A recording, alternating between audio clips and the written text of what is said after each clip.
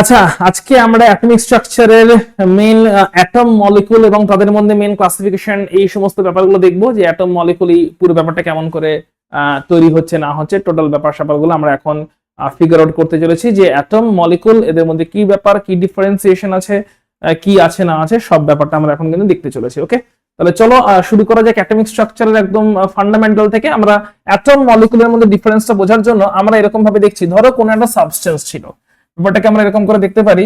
ধরো কোন একটা সাবস্টেন্স বা ম্যাটার ছিল, ঠিক আছে, সাবস্টেন্স বা ম্যাটার।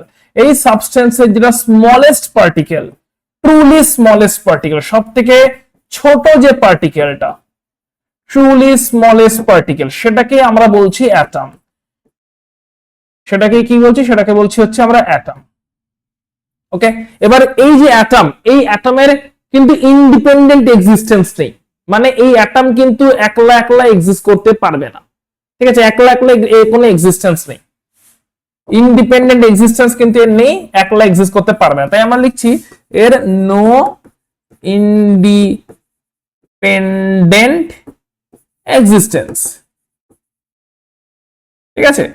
তাই অ্যাটমরা কি করছে? গ্রুপ তৈরি করার চেষ্টা করছে, স্মল গ্রুপ বা স্মলেস্ট গ্রুপ এক্সিস্ট পাওয়ার জন্য, স্মলেস্ট গ্রুপ ফরমেশন, ঠিক আছে।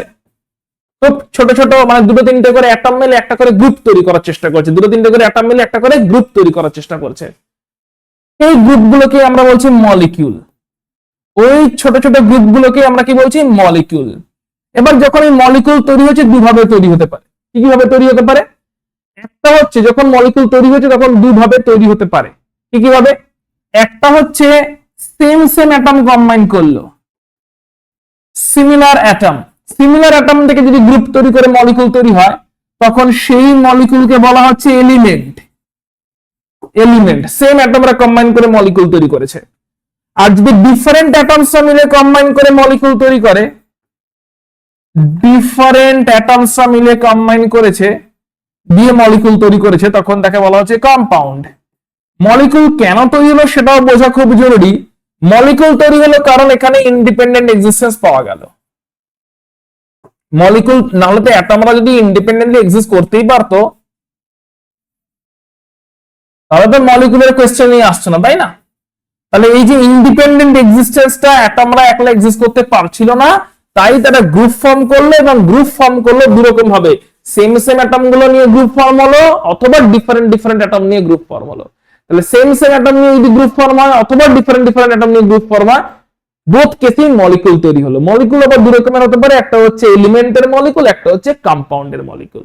সেম অ্যাটমরা কম্বাইন করলে এলিমেন্টের মলিকিউল, ডিফারেন্ট অ্যাটমরা কম্বাইন করলে তৈরি হচ্ছে কম্পাউন্ডের মলিকিউল। একটা এক্সাম্পল নিয়ে আমরা পুরো ব্যাপারটাকে একটু ফিগার আউট করে নিই। একটা এক্সাম্পল নিয়ে নিই। তো আমরা এদিকে নিচ্ছি অক্সিজেন গ্যাস, ঠিক আছে, এদিকে নিচ্ছি হাইড্রোজেন গ্যাস। দুটো দুটো সাবস্টেন্স, তাদেরকে নিয়ে আমরা পুরো ব্যাপারটা একটু ফিগার আউট করে নিচ্ছি, অক্সিজেন গ্যাস এবং হাইড্রোজেন গ্যাস। ওকে, চলো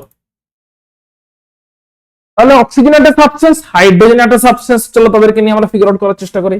তাহলে অক্সিজেন সাবস্টেন্সটা, অক্সিজেন যে গ্যাসটা, তার স্মলেস্ট পার্টিকেলটা কি হবে? অক্সিজেন গ্যাসটার স্মলেস্ট পার্টিকেল হবে হচ্ছে একটা অক্সিজেন অ্যাটম। এই অক্সিজেন অ্যাটমের কি ইন্ডিপেন্ডেন্ট এক্সিস্টেন্স থাকবে? থাকবে না। নো ইন্ডিপেন্ডেন্ট এক্সিস্টেন্স, কোনো ইন্ডিপেন্ডেন্ট এক্সিস্টেন্স কিন্তু থাকবে না অক্সিজেন অ্যাটমের, ঠিক আছে। তার জন্য অক্সিজেন অ্যাটমগুলো কি করবে? গ্রুপ তৈরি করার চেষ্টা করবে। তাহলে আমরা বলতে পারি এখানে কিন্তু বিভিন্ন রকম গ্রুপ হতে পারে, দ্যাট ইজ এখানে বলতে পারি যে স্মলেস্ট গ্রুপ তৈরি করার চেষ্টা চলছে, স্মলেস্ট গ্রুপিং। অ্যাটমগুলো একটা অ্যাটম তো একলা এক্সিস্ট করতে পারছে না, তাই না? একটা ইন্ডিভিজুয়াল অ্যাটম তো একলা এক্সিস্ট করতে পারছে না, গ্রুপ তৈরি করার চেষ্টা করছে, দুটো অ্যাটম তিনটে অ্যাটম মিলে গ্রুপ তৈরি করে এক্সিস্ট করার চেষ্টা করছে, ইন্ডিপেন্ডেন্ট এক্সিস্টেন্স পাওয়ার জন্য গ্রুপ বানানোর চেষ্টা করছে, স্মলেস্ট গ্রুপ। এমন না যে 100টা মিলে অ্যাটম মিলে তৈরি করছে, স্মলেস্ট গ্রুপ, মিনিমাম যতগুলো অ্যাটম হয়ে গেলেই এক্সিস্টেন্সটা পেয়ে যাবে। হতে পারে দুজন অ্যাটম একসাথে এলেই এক্সিস্টেন্স করতে পারবে, তাই দুটো অ্যাটম নিয়ে একটা গ্রুপ তৈরি হলো। হতে পারে তিনটে অ্যাটম একসাথে এসে গেলেই এক্সিস্ট করে যেতে পারবে। তাই এক্সিস্ট করতে পারাটাই প্রবলেম, এবং সেটা পাওয়ার জন্য মিনিমাম যতগুলো অ্যাটম লাগবে অতগুলো অ্যাটম মিলে একটা গ্রুপ বানানোর চেষ্টা করছে, that is the smallest group তৈরি করার চেষ্টা করছে। এবারে স্মলেস্ট গ্রুপ যখন হচ্ছে তখন তৈরি হচ্ছে মলিকিউল। ক্লিয়ার? তখন তৈরি হচ্ছে কি মলিকিউল। এবার এই মলিকিউল যখন তৈরি হচ্ছে তখন ও ইন্ডিপেন্ডেন্ট এক্সিস্টেন্স পাচ্ছে, নো ডাউট পাচ্ছে ইন্ডিপেন্ডেন্ট এক্সিস্টেন্স। তাহলে বলতে পারি মলিকুলের ইন্ডিপেন্ডেন্ট এক্সিস্টেন্স আছে, মলিকুলের ইন্ডিপেন্ডেন্ট এক্সিস্টেন্স আছে। কিন্তু মলিকুলটা যখন তৈরি হলো হতে পারে সিমিলার অ্যাটম গুলো কম্বাইন করে গ্রুপটা তৈরি করলো, মানে দুটো অক্সিজেন অ্যাটমস কম্বাইন করলো, oxygen atom plus oxygen atom, দুটো অক্সিজেন অ্যাটম কম্বাইন করলো, তখন তৈরি হলো O2, যেটা কিনা একটা এলিমেন্ট। এটা একটা মলিকুল, কিন্তু কিসের মলিকুল? এলিমেন্টের মলিকুল O2। ওটির মধ্যে দুটো অক্সিজেন অ্যাটম কম্বাইন করেছে দিয়ে ইন্ডিপেন্ডেন্টলি এক্সিস্ট করছে, কিন্তু তারা সিমিলার অ্যাটম কম্বাইন করেছে দিয়ে ইন্ডিপেন্ডেন্টলি এক্সিস্ট করছে। সিমিলার অ্যাটম কম্বাইন করে যদি ইন্ডিপেন্ডেন্টলি এক্সিস্ট করে এলিমেন্টের মলিকিউল, যে এলিমেন্টের মলিকুলের মধ্যে ওই পার্টিকুলার অ্যাটমটাই আছে আর সেকেন্ড ক্যাটাগরির কোনো অ্যাটম নেই, অক্সিজেন অ্যাটমই দুটো আছে, পার্টিকুলার একটা টাইপের অ্যাটম দ্যাট ইজ অক্সিজেন অ্যাটমই দুটো প্রেজেন্ট আছে বা তিনটে প্রেজেন্ট আছে, দিয়ে মলিকুল তৈরি করেছে যেটা কিনা এলিমেন্টের মলিকুল, দিয়ে ইন্ডিপেন্ডেন্টলি এক্সিস্ট করতে পারছে। হতেই পারতো যে ডিফারেন্ট টাইপের অ্যাটমরা মিলে কম্বাইন করেছে দিয়েও একটা মলিকুল তৈরি করেছে, এটাকে আমরা বলতাম কম্পাউন্ডের মলিকুল। সেটাতে যাওয়ার আগে আমরা একবার হাইড্রোজেন গ্যাসটাকেও চোখ বুলিয়ে নিই। হাইড্রোজেন গ্যাসেরও তাহলে স্মলেস্ট পার্টিকেল কি? হাইড্রোজেন গ্যাসেরও স্মলেস্ট পার্টিকেল হচ্ছে হাইড্রোজেন অ্যাটম। এই হাইড্রোজেন অ্যাটমের ইন্ডিপেন্ডেন্ট এক্সিস্টেন্স নেই as usual, no independent existence, একলা একলা কিন্তু এক্সিস্ট করে না, ঠিক আছে? ইন্ডিপেন্ডেন্ট এক্সিস্টেন্স কিন্তু নেই। ওকে, আচ্ছা, এবারে তাহলে যদি ইন্ডিপেন্ডেন্ট এক্সিস্টেন্স না থাকে তখন হাইড্রোজেন অ্যাটম গুলো গ্রুপ তৈরি করার চেষ্টা করবে, স্মলেস্ট গ্রুপিং, মানে দুটো বা তিনটে অ্যাটম মিলে এক্সিস্ট করার জন্য গ্রুপ তৈরি করে মলিকিউল তৈরি করার চেষ্টা করবে। সো তৈরি করলে মলিকিউল, এই মলিকিউল গুলো একই রকম ভাবে এদের কি আছে?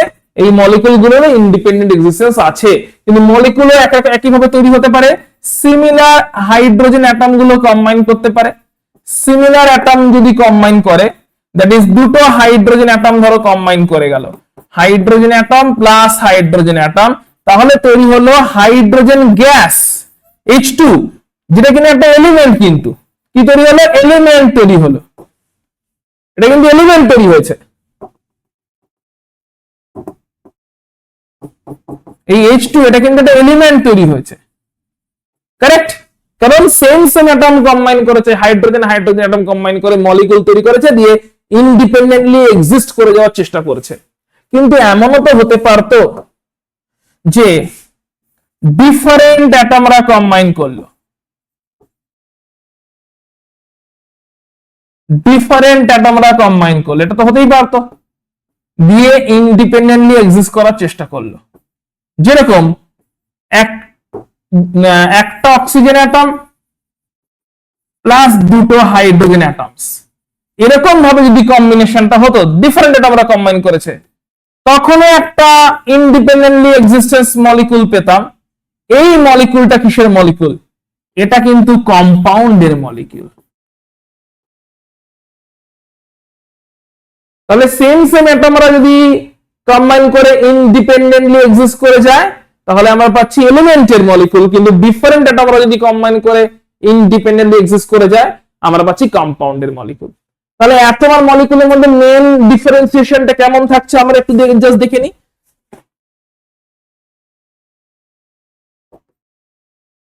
অ্যাটম আর মলিকুলের মধ্যে মেন কি কি পয়েন্ট থাকছে? অ্যাটমটা কি ট্রুলি স্মলেস্ট পার্টিকেল? হ্যাঁ, এটা বলতে পারি truly smallest particle.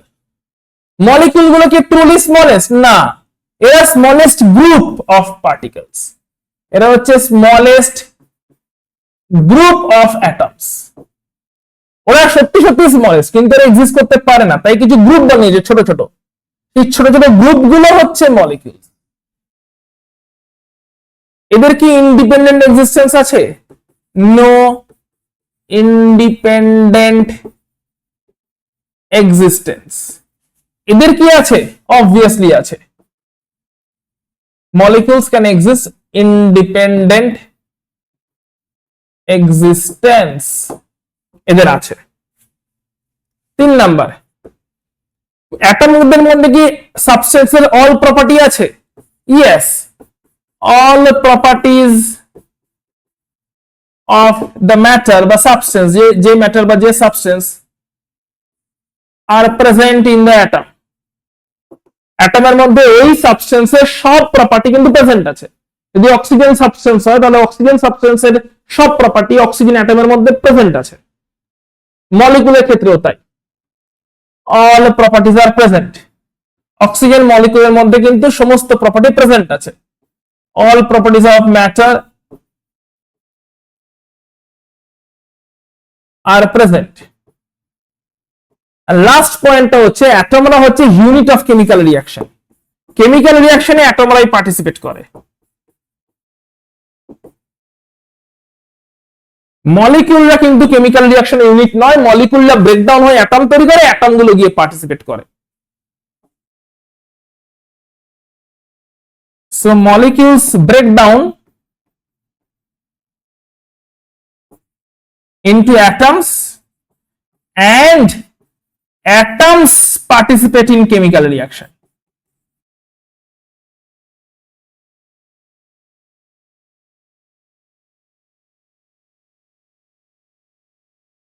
Atoms participate in chemical reaction মানে কি দাঁড়াচ্ছে?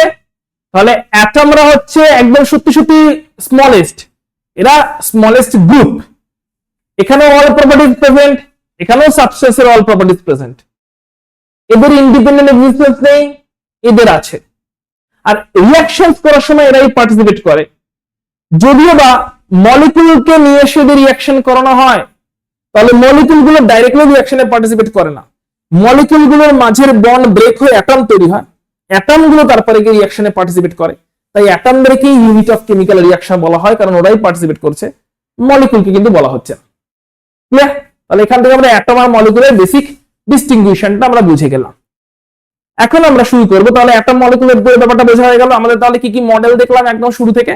প্রথমে দেখলাম ক্যাথোড রে, অ্যানোড রে, এবং তারপরে দেখলাম থমসনস এর মডেল, প্লাম পুডিং মডেল। তারপরে আমরা দেখলাম রাদারফোর্ডের গোল্ড ফয়েল এক্সপেরিমেন্ট, এবং সেখান থেকে জানলাম নিউক্লিয়ার শেল মডেল। তারপরে আমরা অ্যাটম আর মলিকিউলের মধ্যে ডিফারেন্সিয়েশনটা বুঝলাম। এবং এখন আমরা যেটা দেখবো সেটা নেক্সট যে মডেলটা আছে অ্যাটমের, কারণ প্রত্যেক মডেলে কিছু করে তো ডিমেরিট তৈরি হচ্ছে, প্রত্যেক কোনো মডেলটাই অ্যাবসলিউট কারেক্ট হতে পারছে না। তাই এখন আমরা যে দেখবো যে মডেলটা, সেই মডেলটা হচ্ছে আমাদের, সেই মডেলটাকে আমাদের বলা হয় কি মডেল? সেই মডেলটার নাম হচ্ছে কি নাম? বোরস মডেল। তো চলো শুরু করা যাক বোরস মডেল।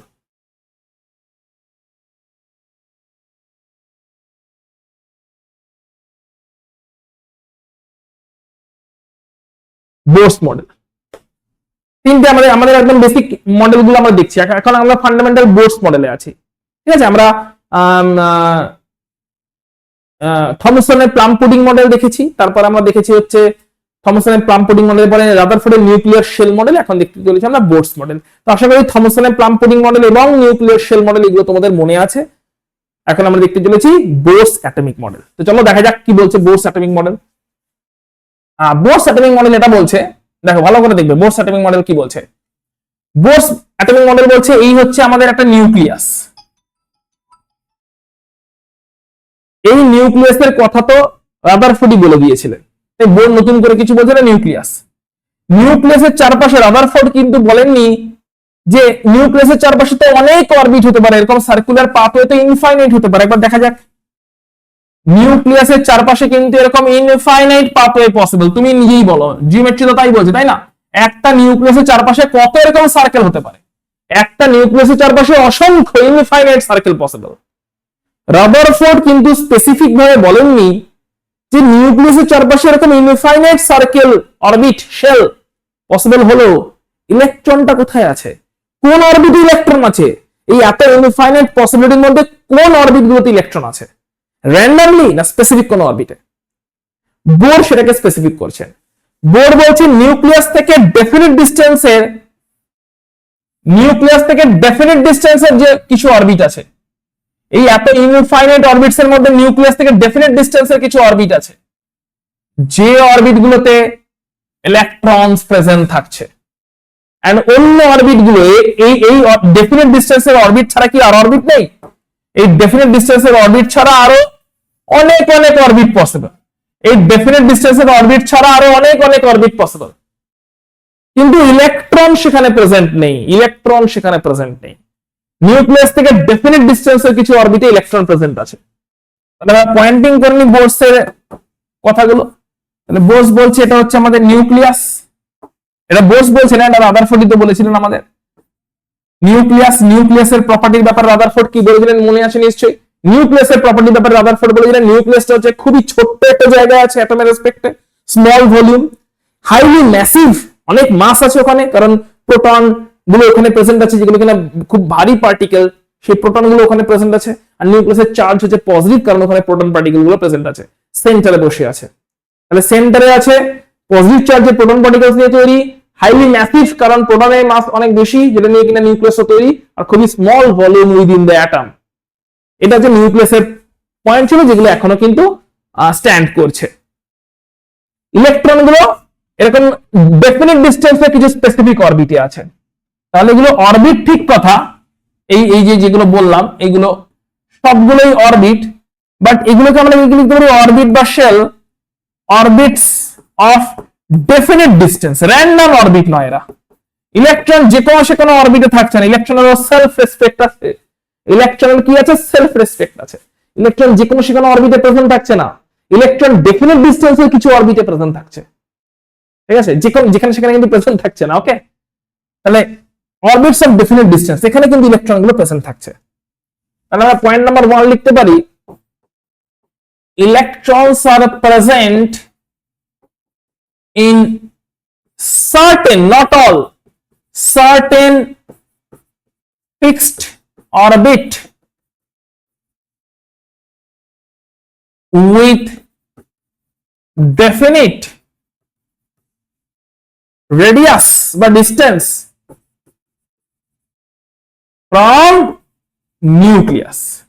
নিউক্লিয়াস থেকে ডেফিনিট ডিসটেন্সে কিছু ফিক্সড অরবিটে ইলেকট্রনের প্রেজেন্ট আছে, যেখানে সেখানে ইলেকট্রনের সেলফ রেসপেক্ট আছে। সেকেন্ড পয়েন্ট কি? এই অরবিটে যখন ইলেকট্রন গুলো আছে, এই অরবিটের থাকা ইলেকট্রন গুলোর energy fixed. Energy of this electrons are fixed, এনার্জির কোনো চেঞ্জ হচ্ছে না। এই ইলেকট্রন গুলোকে সেই জন্য বলা হয় স্টেশনারি ইলেকট্রন। ইলেকট্রন গুলোকে বলে স্টেশনারি ইলেকট্রন, কারণ ওদের এনার্জিটা ফিক্স। আচ্ছা, স্টেশনারি ইলেকট্রন মানে কি ইলেকট্রনের দাঁড়িয়ে আছে? না, দাঁড়িয়ে নেই, ইলেকট্রন ঘুরছে, কিন্তু ওর এনার্জিটা দাঁড়িয়ে আছে, মানে এনার্জিটা ফিক্সড। ফিক্সড এনার্জি নিয়ে ইলেকট্রন ঘুরছে, তাই এনার্জিটা ফিক্সড, ইলেকট্রন ঘুরছে। স্টেশনারি মানে ইলেকট্রনটা দাঁড়িয়ে গেছে তা না, ইলেকট্রন ঘুরছে কিন্তু ওর এনার্জি ফিক্সড, ওর এনার্জি হচ্ছে ফিক্সড। তাহলে ইলেকট্রন ঘুরছে কিন্তু ওর এনার্জি ফিক্সড, তাই বলা হচ্ছে স্টেশনারি ইলেকট্রন। ওকে, 3 নাম্বার পয়েন্ট কি বলছে? এই যে শেল গুলো, অরবিট গুলো আছে, এদের নাম দেওয়া হলো। n = 1 মানে হচ্ছে ফার্স্ট শেল, কে শেল। তাহলে এটা হচ্ছে ফার্স্ট শেল, যাকে বলা হলো কে শেল। সেকেন্ড শেল, যাকে বলা হলো এল শেল। থার্ড শেল, যাকে বলা হলো এম শেল। ফোর্থ শেল, যাকে বলা হলো N shell, and so on. n = 2 হলে second shell, L shell, M shell, N shell. Definite ডিসটেন্সের যে শেল গুলো বা অরবিট গুলো, তাদের নাম দেওয়া হলো K shell, L shell, M shell, N shell. একটা শেলে ম্যাক্সিমাম কত ইলেকট্রন থাকতে পারে, তার ফর্মুলা দেওয়া হলো 2n²।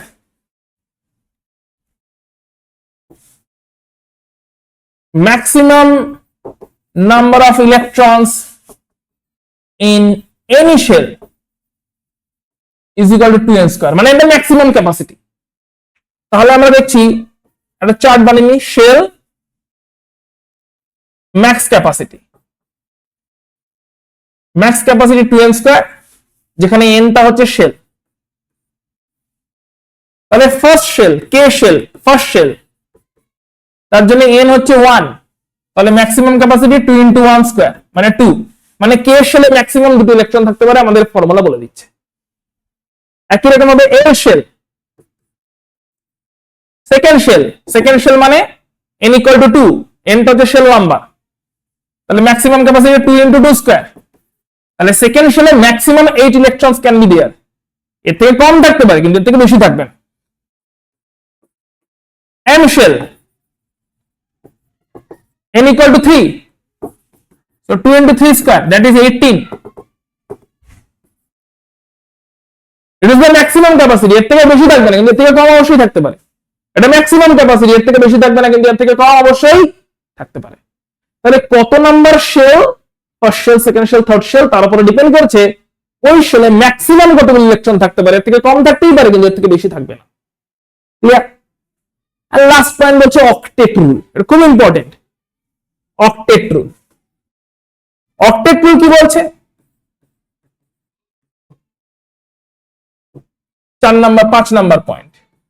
অক্টেট রুল বলছে যেটাকে লাস্ট শেল তাকে বলা হয় ভ্যালেন্স শেল। ভ্যালেন্স শেলের ম্যাক্সিমাম ক্যাপাসিটি যাই থাকুক, ভ্যালেন্স শেলের ম্যাক্সিমাম ইলেকট্রন ক্যাপাসিটি হচ্ছে 8, কারণ এটাতেই অ্যাটমের মধ্যে স্টেবিলাইজেশন আসে। ভ্যালেন্স শেলে যদি ম্যাক্সিমাম 8 ইলেকট্রন থাকে তাহলে অ্যাটম স্টেবিলিটি পায়। যদি ভ্যালেন্স শেলটা এ শেল হয়, এ শেলের ম্যাক্সিমাম ক্যাপাসিটি 8 আর লাস্ট শেলে 8টাই থাকতে পারে, তার বেশি থাকতে পারবে না, কারণ 8টা ইলেকট্রন ভ্যালেন্স শেলে থাকলে অক্টেট ফুলফিলড হয় এবং স্টেবিলাইজেশন আসে অ্যাটমের মধ্যে। কিন্তু এন শেলের ম্যাক্সিমাম ক্যাপাসিটি কত? এন শেলের, ভালো করে দেখবে, এন শেলের ম্যাক্সিমাম ক্যাপাসিটি কিন্তু 18, কিন্তু এন শেলটা যদি লাস্টের শেল হয় তাহলে এর ক্যাপাসিটি যদিও বা 18, কিন্তু লাস্টের শেল বা ভ্যালেন্স শেল যদি হয়ে যায় এন শেলটা, তাহলে ওতে ম্যাক্সিমাম 8 ইলেকট্রনই থাকবে। যদিও বা ক্যাপাসিটি, অ্যাকচুয়াল ক্যাপাসিটি 18 ছিল, কিন্তু এন শেলটা যদি লাস্টের শেল হয়ে যায়, ভ্যালেন্স শেল হয়ে যায়, তাহলে এন শেলের ক্যাপাসিটি 18 হলেও লাস্ট শেল হিসাবে এন শেলের কাছেও ম্যাক্সিমাম 8 ইলেকট্রনসই থাকবে এবং তাতে অ্যাটম স্টেবিলাইজেশন পেয়ে যাবে। This is octet rule. এবার এই রুলগুলোর explanations, further examples study, Bohr's theory নিয়ে, এগুলো আমরা নেক্সট ক্লাসে রাখবো।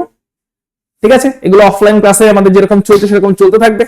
আজকের এই ক্লাসটাতে আমরা মেইনলি বোস থিওরি আর অ্যাটম মলিকুলার ডিফারেন্সিয়েশন, একটা basic fundamental of atomic structure আমাদের কাছে পুরোপুরি ক্লিয়ার হয়ে গেল। দেখা হচ্ছে তোমাদের সঙ্গে অফলাইন ক্লাসে। দেখতে থাকো তোমরা সূর্য স্যারের কেমিস্ট্রি ক্লাস।